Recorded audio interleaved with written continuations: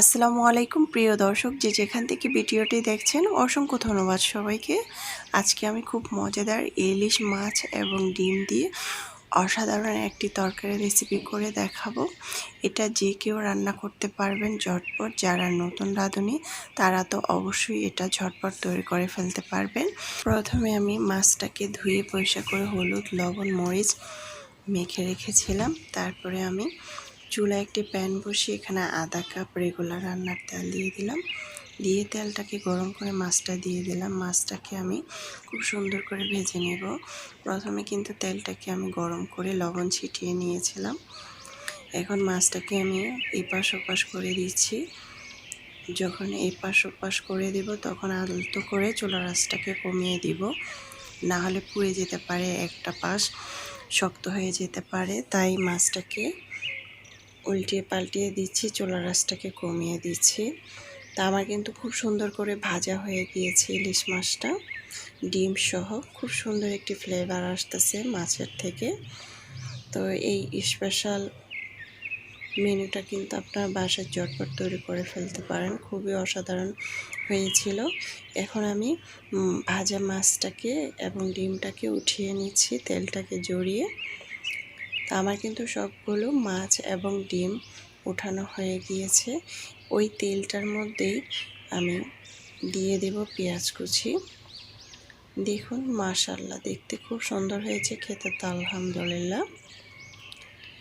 পেঁয়াজ কুচি প্রথমে আমি এখানে দিয়েছি আস্ত 1 চিমটি জিরা, তারপরে আধা কাপ পেঁয়াজ কুচি।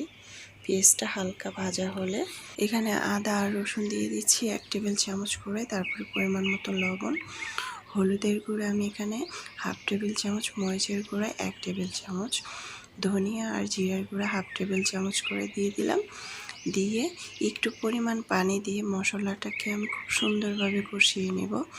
অনবরত নেড়ে চেড়ে চুলার আঁচটাকে বাড়িয়ে তারপরে ছোট ছোট 2টি তেজপাতা দিয়ে দিলাম। তেজপাতাটা দিলে একটু ফ্লেভার আসবে তরকারিটার থেকে, খুবই ভালো লাগবে। মশলাটা যখন আমার খুব সুন্দরভাবে কষানো হয়ে গিয়েছে তখন আমি এখানে দিয়ে দিব টমেটোটাকে আমি এভাবে লম্বা সাইজ করে কেটে নিয়েছি। তারপরে আস্ত কাঁচামরিচ দিয়ে দিলাম।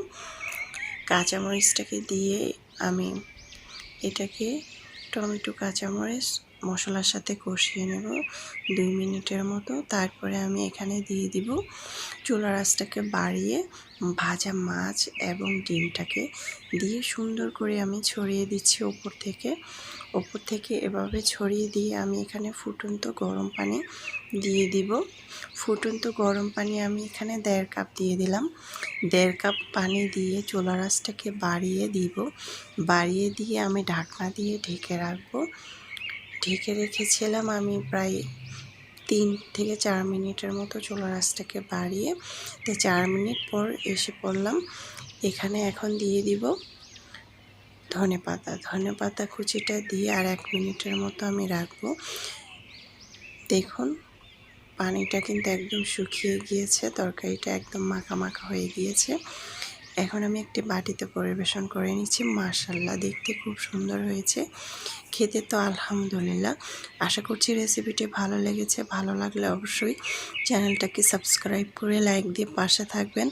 দর্শক বেশি বেশি ভালো থাকবেন, খাবার কখনো অপচয় করবেন না। এক এক দিন এক এক রকম করে আমরা বাসায় রান্না করতে পারি, আপনারা চাইলে ট্রাই করতে পারেন। আল্লাহ হাফেজ।